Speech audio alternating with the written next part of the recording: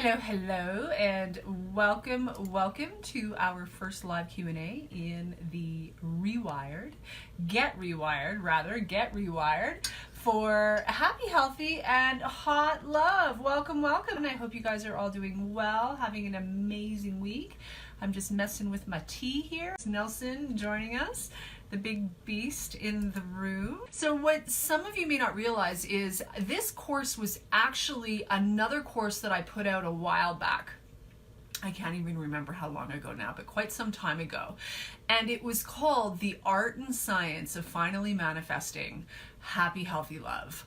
What a mouthful. So I had it on my heart to up-level that program, reformat it, and put a new name on it that would be a little less wordy and a little more appropriate for the work. And ultimately it came to me, Get Rewired for Happy, Healthy, and Hot Love. And I call it Rewired for short.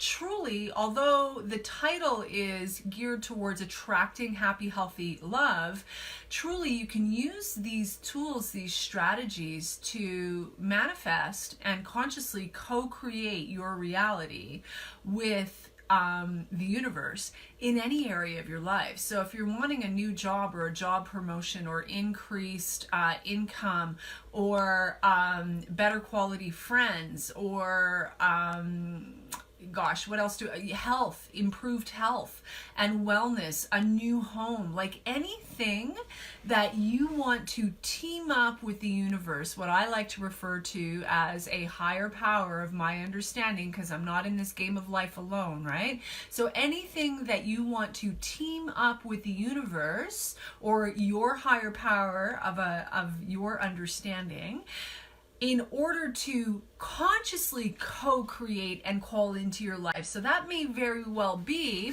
lasting, happy, healthy, and very hot love, right? Which we don't all want, but if you're in this group and you're in this course, I'm assuming that that's something that you would like to experience, or you're already in a great relationship and you want to take it to the next level. You can use these tools and these strategies for that very purpose. Absolutely. It is what I believe worked for me in terms of calling out of the ether and into my reality what I had always wanted and dreamed for and longed for in a life mate, a partner. And it was really all about doing the internal work, which I teach in the program, doing the internal work to become a vibrational match to that, and getting so clear in the messages that I'm sending out to the universe clearly, consistently, without all of the subconscious muck holding me back, getting in my way, calling in the wrong stuff and the wrong peeps, right? Like clearing all of that up over time, over and over and over again. The work never ends, right? And then ultimately one night he just walked into my life. Like it really was that simple. So these tools, these strategies are very, very powerful, very, very effective. If you use them, you actually have to implement and do the work, but you can use them for love, you can use them for health, you can use them for increased financial abundance, you can use them to, call new circles of healthier, more high-vibing, more aligned friends into your life. Sometimes the friends we chose when we were 15 or 20 last a lifetime, and that's wonderful. I have friends like that. Sometimes the friends we chose when we were 15, 20, or even 30 or 40 aren't necessarily the friends that we want to walk through the rest of our life with, right? Like, are they aligned with who I am and who I am becoming, where I am going? Sometimes we outgrow people because they're not growing, right? And that's okay, that's life. But if we get uber clear about what it is that we really want to have in our life in terms of our close inner circle and those people we like to have a blast with and share our life experiences with, etc., romantically and otherwise, professionally even, sending out clear messages to the universe, if we understand the principles of the law of attraction and metaphysics beyond physics, beyond the physical, that which we do not see in 3D reality, metaphysics, if we understand how all of that works, we can do the work, and it's work, choosing your thoughts over and over and over again, getting up and getting in front of the mirror inside of the first 15 minutes and saying those affirmations even when they feel like lies and bullshit in the beginning, right? Like doing the work of getting into your journal, taking the time to meditate. If you can't sit still long enough in the beginning, you sit there and you do a nice breathing exercise like the one that I teach. I call it a mini meditation. It really is a breathing exercise, but it's all about getting your heart and your brain in sync. When we do that regularly, then we can graduate to the next step of actual meditation. Maybe it's 2, 3, 4, 5 minutes to begin with, and then we grow from there, grow from there, grow from there. As we do all of this, our resonance, our energetic signature, our vibration increases, just gets better, stronger, more clear all the time. And ultimately what happens is, as a result of cleaning up the inside, as a result of getting super, super clear and aligned and in flow internally, our external reality has to catch up. It is basic scientific fact based on quantum physics, the way the universe works. It really is, right? There's like too much scientific proof out there today for anyone to even argue or negate whether or not this stuff works or, there's any truth to it. My truth that I rest on is the experiences that I've had over my life whenever I've been willing to put in the work to get clear and send that signature out clearly, consistently over a period of time. And it takes discipline to do that. But whenever I've been willing to do that, I manifest what it is that I want. So I hope so far you're loving it. I hope, it may not all be new information to some of you, but it's coming at you from a different angle or this, little distinction that makes the difference. That's why we've got to stay in the zone of learning and growing and evolving and taking on the info so that we can just tweak and tweak and tweak until we get to that place of mastery. So with all of that said, the whole point of this is to answer the cues. So we'll go with Beth's question first. Having a hard time with feeling guarded and it feels safer to be alone. Beth, the reality is it hasn't been that long since you exited what was, clearly a relationship with someone who, let's just say, did not have your best interest at heart, right? So, a very painful, difficult relationship.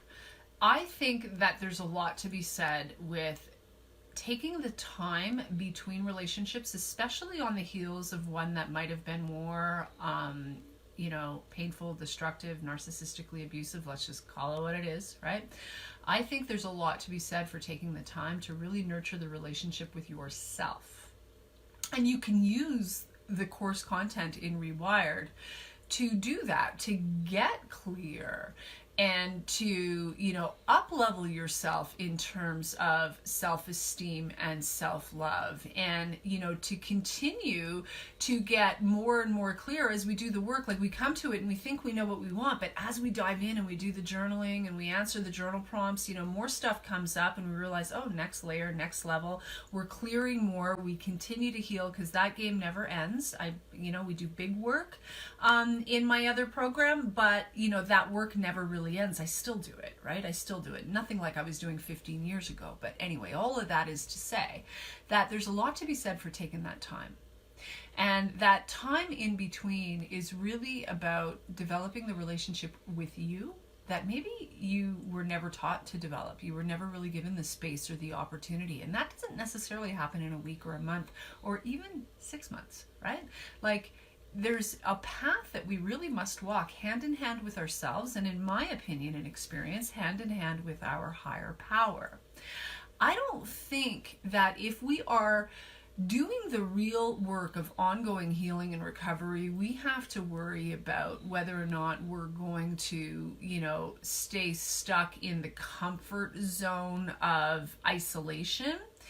Isolation obviously isn't healthy, right? So having a hard time with feeling guarded and it feels safer to be alone, that's for really good reason.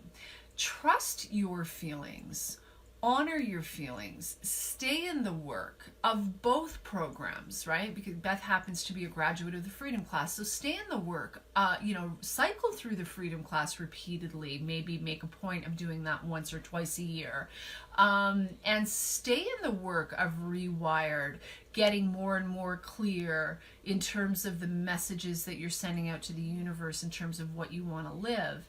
And as you stay in that work and continue to heal and recover and use all the tools that you learned when you were in the Freedom Class and all the suggestions and recommendations that I have offered you in our work together, you just get healthier and healthier and healthier. And healthy people don't need to stay guarded and don't need to stay isolated. Like, that's what's true, right? So if you're at a place at this stage of the game where you're feeling like, you're observing that you're really guarded when you're going out, well, maybe that's because not so long ago you had open heart surgery without the freaking anesthetic. And you're still in the process of healing and recovering. And, we get really hard on ourselves when we observe ourselves not in what we deem to be like an ideal behavior or pattern or whatever, when we really ought to be just gentle and kind and loving and patient with ourselves. Our best friend, our own best friend, our own love of our own lives, as you've heard, be the love of your own life first. I say it all the time, right? Like, really establishing all of that for yourself. And if the truth is you're still in a place where you're feeling guarded, honor that. Maybe it's because the healing from, all that's gone on this past year for you is still in process. So there's an aspect of you that needs to be guarded because there's still, very tender spots. Owie, owie, owie. It hurts to touch. But as you continue in the work, you just get healthier and healthier. And one day you're going to wake up and realize, I'm not going through life. Now, these are my words. This may not be your experience, but I was going through life with my freaking dukes up for a long time, right? I don't do that anymore. I don't need to do that anymore. Maybe whatever that version, the version is for you, maybe you're just still in that place of really needing to be fully focused on your relationship with you for a time. And we're ready when we're ready. And y'all have heard me say this before, those of you who have been in other programs with me. I fully believe we can attract love at any age. So this nonsense of TikTok, time is running out, like, put that down. Put that down. People fall in love in their 80s or 90s. It's never too late. Your job is just to continue to nurture that relationship with you, continue to get more and more clear, more and more high vibing. Over time, those owies, start to not by themselves. We have to be doing the work, right? We have to be the work of healing and recovery. But assuming that you're doing that and you're taking good care of yourself, over time you get healthier and stronger. And you're going to wake up one day and realize, I'm ready. I'm good. Okay. I'm ready to open my heart again. I'm ready to take a risk again. I'm ready to trust again. And in the meantime, I'm not going to waste time between now and then. I'm going to live my life fully. I'm going to love myself more and more every single day. I'm going to continue to do the work that I need to do to heal so I don't have those experiences that I had back then ever again. I'm going to continue to educate myself. I'm going to continue to play with new tools and new strategies and learn from different people and read books that really help me get clear and understand. And that guarded nature falls away. I believe it doesn't fall away. We all know folks in their 70s and 80s who are still very guarded, and the reason they're still very guarded is because they never did the healing work to begin with. They never started it, or if they did start it, they didn't stick with it. So, certainly they need to hide behind walls because they're, walking gaping wounds, right? I don't believe that is the case for you. Stay on the path, that guarded thing that you're observing about yourself is there for good reason, and that doesn't mean that it's a permanent thing. All right, next question. When you're used to love bombing, but now want a healthier type of relationship, how do you slow yourself down and still feel liked? Well, here's the thing. with or without love bombing, no matter how fast or slow you go, the bottom line is, do you like you? That is the bottom line. How do you slow yourself down and still feel liked? If you're dating someone who is rejecting you, criticizing you, judging you, or putting any sort of pressure on you because they don't like the pace, as they say in Quebec, where I'm from, suivant, next, esti. So what that means is next.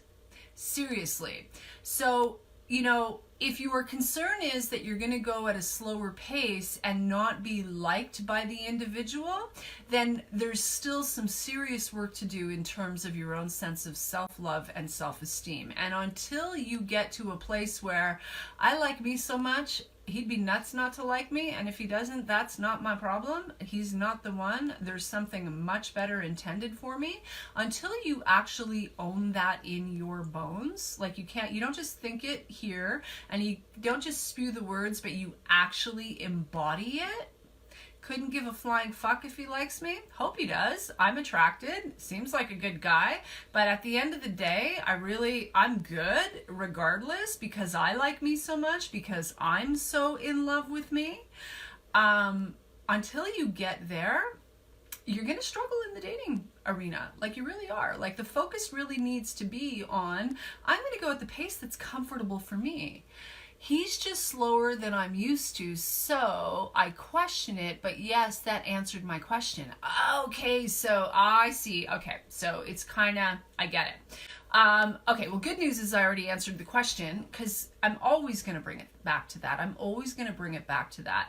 But if he's going slower and you're feeling like, oof, does he like me? Does he want me? Because I'm so used to these perpetrators, let's just call, you know, like if you've been narcissistically abused in your romantic life, in your dating life, then you've been dealing with perpetrators who come on full freaking tilt, and then they drop you like a freaking rock with no explanation and vanish. Poof, ghost, right? And then when they run out of a source of supply that they ran to, they come running back to you, and the whole freaking cycle starts all over again. It's an oversimplification, but often that is really what it is going on, right? So if you're dealing with a healthier guy who's going at a slower pace, I remember the first time I went through that, and I was like, what the hell is going on? Because, like, I'm pretty sure he likes me. He keeps calling. He keeps asking me out. He keeps taking care of dinner. But, like, real slow, right? And it was, you know, it was unnerving at first. Patience, self-love, use your tools. If you're feeling anxious because he's not calling, then you should be tapping or meditating or journaling or all three, right? If, you know, his slower pace is triggering your own sense of insecurity, then you've got some work to do in that area. That's all. Like, we're all a work in progress, right? Like, that's not a criticism. That's all of us across the board. It never ends. So, you know, a slower, healthier pace when we're used to really dysfunctional relationships or, you know, dating experiences can be very uncomfortable because it triggers all our shit. And the good news is when our shit's triggered, now we know what we got to work on. Right?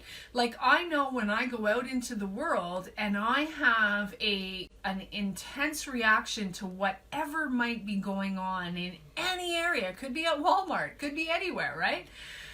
Oh, wow, look at that. There's another layer of stuff to work on. That's it. Insecurity and impatience. So back to a few more layers. Yeah, like, sister, it never ends. It really never ends. These guys, or people, women, men, whoever it is for you, are divine teachers. Whether they're in our lives for 5 minutes, 5 days, 5 weeks, or 5 years, if they show up and they trigger stuff in us, thank you for showing up and shining a spotlight on what it is that I need to work on next. To me, I learned a long time ago to look at that like that's the universe tapping me on the shoulder.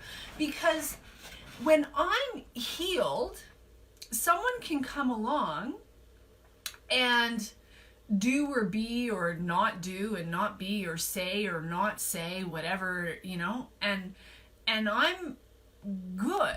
Like, I'm flatline. I'm okay. Like, I can see the information for what it is and I'm all right. But when I've got a big owie around whatever that situation is, like, am I good enough? Am I ever going to find love? Or am I, like, I lived that way for years, right? Like, is it ever going to happen for me? Like, what?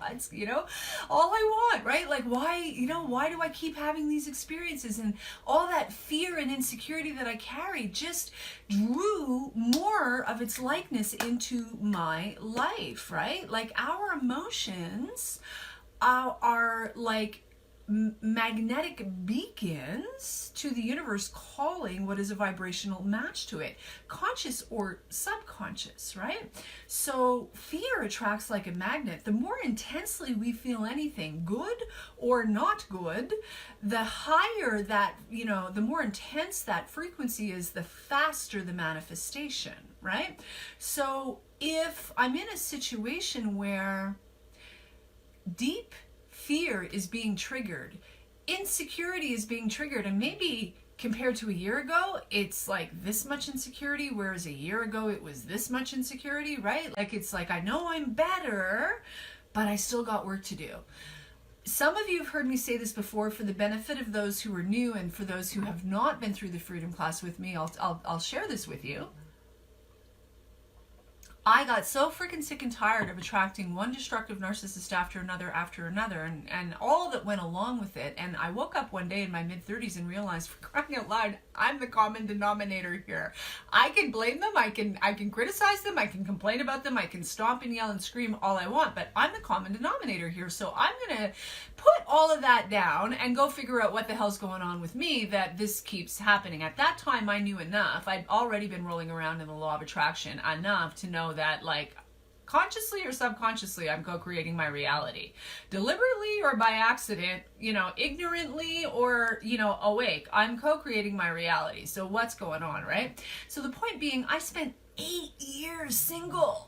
8 years. Now, I don't think everybody needs to do that, but I needed to do that at the time.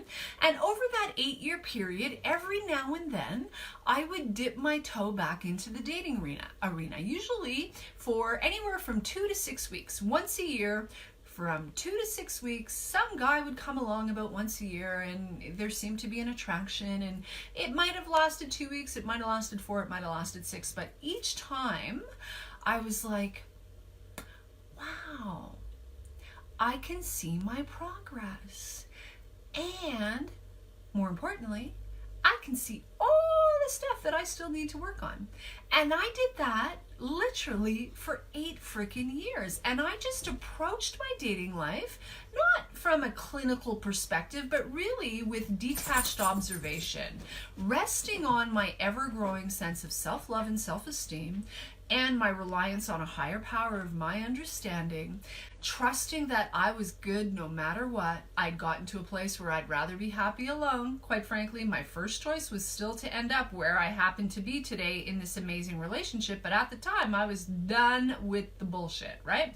So I'd come to these dating experiences after long periods of like just being on my own with me, doing my thing, working on me, and that was all kinds of things. That was 12-step recovery, that was therapy, that was hypnotherapy, that was spiritual workshops, seminars, and retreats, that was working with this coach and that coach, that was having a sponsor who had an amazing sponsor, that was going away to do deep, intensive work in group therapy, in treatment centers, to heal family of origin issues, that was working with naturopaths and holistic energy healers. That was all kinds of stuff. Like, I was doing all kinds of stuff, right? Like, I was seriously on a mission, right? And I'd spend all this time, like the better part of a year, and then, some real cute guy would show up and ask me out, and I'd be like, sure. And we'd travel down the path for a little while, and I'd be like, okay, I'm getting better. It's better, but it's still not where I need it to be. And wow, do I get real insecure when he doesn't call when I want him to? Or man, I still get really obsessive compulsive when this happens or doesn't happen. Or, there's that controlling aspect of my personality again. Like, who the hell do I think I am? I got some work to do, right? So each time I came to the dating arena, it was detached observation, resting in my ever-growing sense of self-love and self-esteem as my foundation, and my connection to a higher power. So the universe had my back. I was asking for help and guidance, and I had my little theoretical clipboard in hand, and I just observed me, him, what are the patterns, what are the connections, where have I lived this before, where have I felt these feelings before, with who originally, because if it's showing up in my adult life, in my external world, chances are good, especially when we're talking about this stuff, that there's a connection, if it's uber painful, to an unhealed wound that we carry from way back there. So, and it might have been, it could be that your mother or aunt, like a woman, inflicted the wound, and it's showing up, the pattern showing up in a man, or vice versa. That's irrelevant. It's the feeling, the pattern, the experience. What is it a match to? Approach your life from a place of faith, trusting yourself. If you don't have that yet, work on it, and observe. Pay attention. Don't ignore red flags. Tell yourself the truth about what you see, and more importantly, what you feel. How's that for a rant for you? Let me check and see if we have any more questions. Julie's saying, super good refresher for me. I was able to take the questions and tweak them for my particular circumstances, because she's married. Julie is one of these lucky women who married a king of a man many, many, many years ago. And she's also wise enough to still be working on herself. But I'm glad it was a good refresher for you, Julie. And I hope you don't mind my saying that. I'm sure you don't mind. Okay, so any other questions coming in that I have missed? Okay, so Cheryl's back. It's hard to be patient, Regina. I get it. I was there. It's hard to be patient. And the antidote to me was just, stay on the beam, stay on the path. We're not perfect little soldiers. We're going to fall off the path. We're going to fall off the beam. It's not whether or not we fall off. It's how quickly we get back on. Lighten the hell up. Stop taking ourselves so seriously. Stop taking it all so seriously. And really just concentrate on being the love of your own life first. Take the information that's showing up in your external world. Take the cues and do your work accordingly, and you're so well equipped to do that. What's Beth saying? Exactly. I've always ignored the red flags in the past. No more. Yeah. I tell you the truth, I was ignoring red flags in another area of my life, not romantically, but in another area of my life last year. I'm coming up on 15 years. Very serious, lots of hard work of recovery in 15 years. And Cheryl's saying, same here, sister. And I caught myself doing it last year, because I'm going to be the big difference maker, right? I don't know. Sometimes I think it's ego. Sometimes it's false hope. Sometimes it's naivety from that wounded inner child trying to get his or her needs met, still running the show, right? Until we heal that aspect of ourselves, they tend to run the show, right? So, having the head knowledge can be really helpful, but I can tell you in all transparency that I've fallen on my face in that regard not that long ago. Again, it wasn't romantically, but nonetheless, right? So sometimes it's just our high empathy natures, and we're just in there, really hoping for the best for ourselves and everybody else involved, right? The difference is our response time to the bullshit. When I was ignoring red flags the last time I did that, which would have been about a year ago, it didn't take me too long to check myself, right? Before I mess myself, check myself before I wreck myself. It didn't take me too long, right? Whereas pre-recovery, I would have traveled down that track for years, right? So it didn't take years, right? So always be gentle, kind, and loving with yourself. Yes, do not ignore red flags. When someone shows you who they are, believe them the first time. Maya Angelou said that. That's been one of the biggest life lessons it's taken me forever to learn that one, and I feel like I still am in process of learning that one. We tend to project, as empaths, we project all the good shit that we carry onto these people who don't carry any of it, right? The more we educate ourselves, the more we heal and recover, all of that starts to change, but we will still, I think, as long as we are human beings in human bodies on planet Earth, we're going to be susceptible to, not reading all the signs instantaneously necessarily. But typically, the more we heal, the more we recover, the more we continue to do our work, again, the response time to the bullshit just gets shorter and shorter, quicker and quicker. And, that's a good thing. That is a good thing. So, any other questions that I can help you with? We are 40 minutes in. I'm happy to stay as long as need be. The intent is that you have a program that you can cycle through repeatedly. You come back to anytime you want.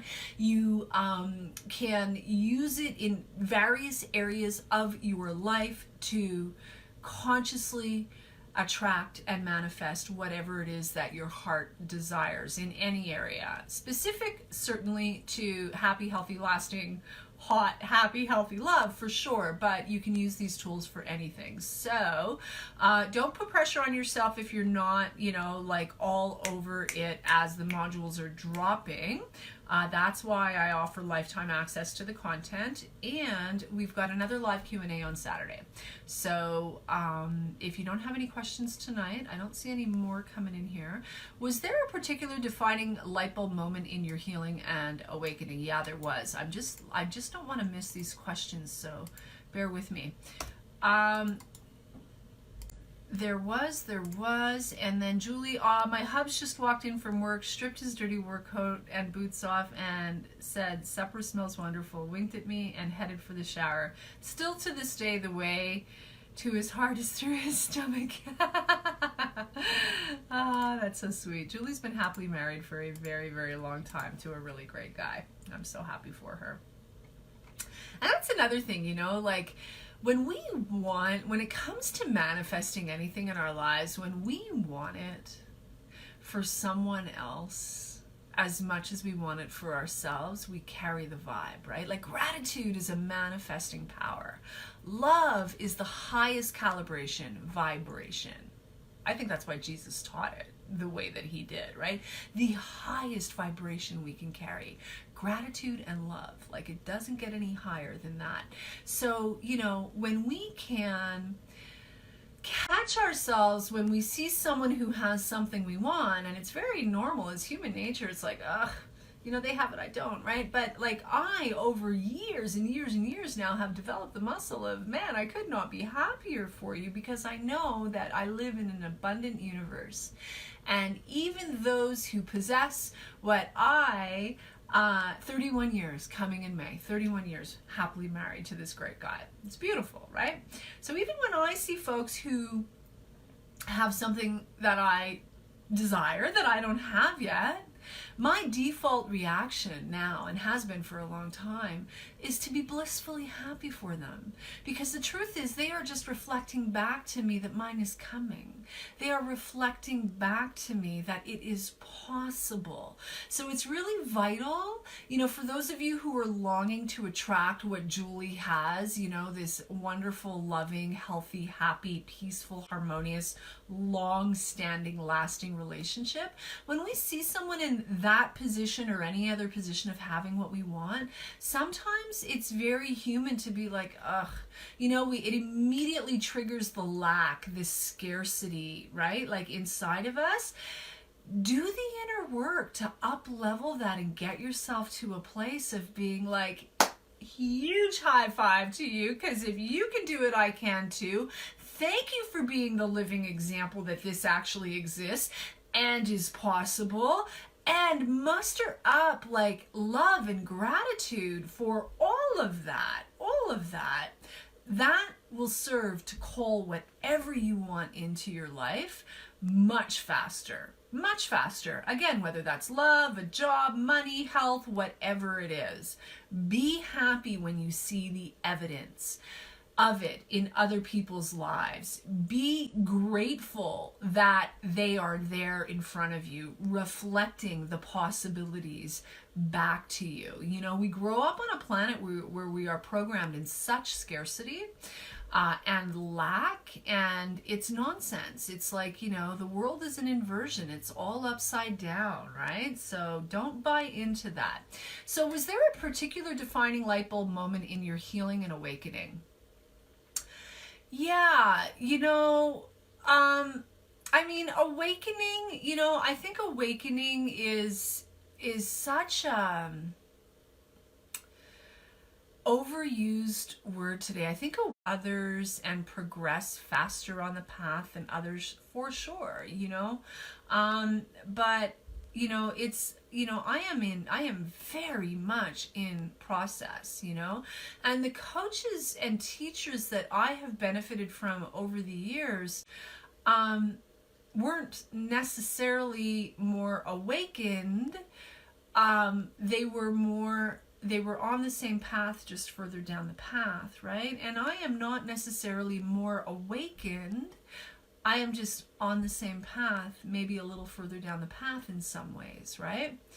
So there were a number of defining moments, but, you know, it really boiled down to someone looking at me and saying in all seriousness, and it was interesting because it was the day my grandmother died. She died the night before, and so we were, you know, on our way to the Toronto Zoo, to be honest with you, because I just needed to, like, just go be somewhere to deal. So that's, for whatever reason, that's what we decided we were doing, right?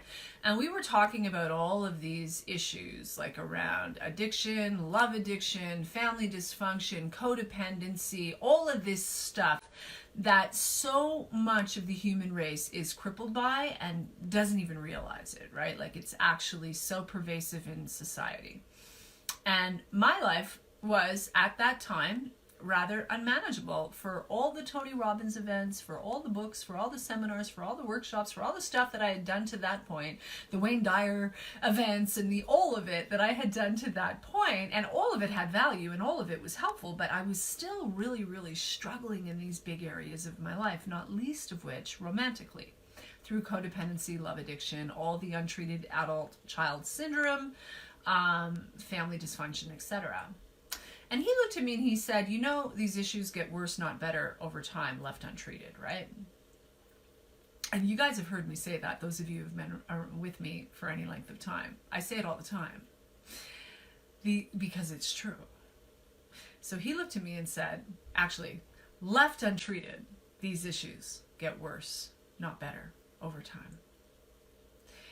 And that prospect scared the shit out of me in that moment in 2005. That prospect absolutely scared the shit out of me, that if I didn't find the solution or solutions that would really get to the root cause, the real issue, because I'd been swimming in what I thought were solutions for a long time, and again, a lot of that stuff was very helpful, right? In terms of education and tools and skills and all of it, right? But in terms of the real, you know, the tumors in my heart, the real, you know, like the untreated adult child syndrome, in my particular case, you know, a survivor of sexual abuse and all manner of family dysfunction, growing up in a very, very sick, dysfunctional family of origin, riddled with narcissism, riddled with all manner of pathology, riddled with alcoholism and all the stuff that goes along with it, raging codependence, etc. When he said that to me in one split second, I knew, you're welcome, Sharon, my pleasure. I knew that whatever it took, I was going to go get it, figure it out, find it. And in that moment when I made that decision, like, I suddenly, like, that statement scared me enough that I became willing to go to any lengths, as they would say in 12-step recovery. I became willing to go to any lengths. And I dove in. to 12-step. I went back to therapy. I found a sponsor. I went to a treatment center specifically for they offer what's called a family program. So it's for people who are affected by the family disease of alcoholism, but alcoholism or other forms of dysfunction, doesn't have to be alcoholism. They treat people who have been highly severely affected by family dysfunction in where I went, alcoholism was the big deal, right? So thus began my journey at a whole other level. So yeah, there was a moment. There were probably a number of moments, but that was the big one back in 2005. And I did from that point onward whatever it took. And I gotta tell you, from that point onward, it was leaps and bounds forward. Was it easy? Absolutely freaking not. It was uncomfortable. It was time consuming. It was sometimes expensive. It was a lot of work, a break here and there, back to work. It was a mission. It was a mission that brought me to where I am today. And I'm really, really grateful for all of it. So yeah, I think that there are defining moments in all of our lives. And it's whether or not we are willing to surrender. As A Course in Miracles says, drop the tiny mad ideas of the ego and its tiny mad ideas, right? Start to recognize the difference and shift our perspective. But more than anything, really be willing to do the internal work, right? So there you go. Julie is saying, yes, I still dive in to heal my inner child. My grandbabies deserve for me to be a beacon of light for them. You so are a beacon of light, Julie, for everyone who knows you. Gratitude, journaling, confronting the trash talk.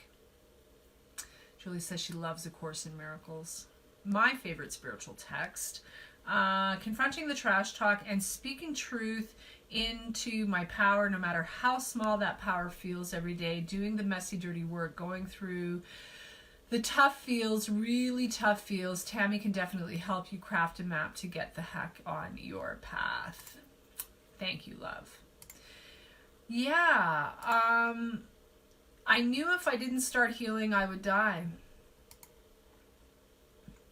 These issues are life or death, right? It's not just about whether or not we find the right guy. Like that's, like a really amazing side effect of getting well. And we all deserve to have love like that in our lives, if that's what we want, right? Like I read, I run Facebook ads and I read the comments and, so many times I hear women saying, yeah, like never again, like I'm just out of the game, right? And I just think, what a crying shame, because the truth is you probably really still have that longing, and not everybody does, I get that, but the vast majority of us do, right? Like we didn't come here to be isolated, on our own, right?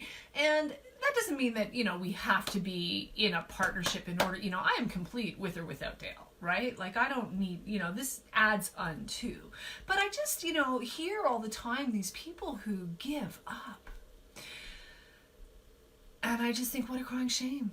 What a crying shame, because there's so much to life than, throwing in the towel and hiding in a corner. There's so much more to life than doing that, and we all deserve better than that. We all do, but nobody can do it for us. Nobody can do it for us. I can be your guide and your coach and your teacher on the journey in this program or any other program that I offer, but I can't make you do the work.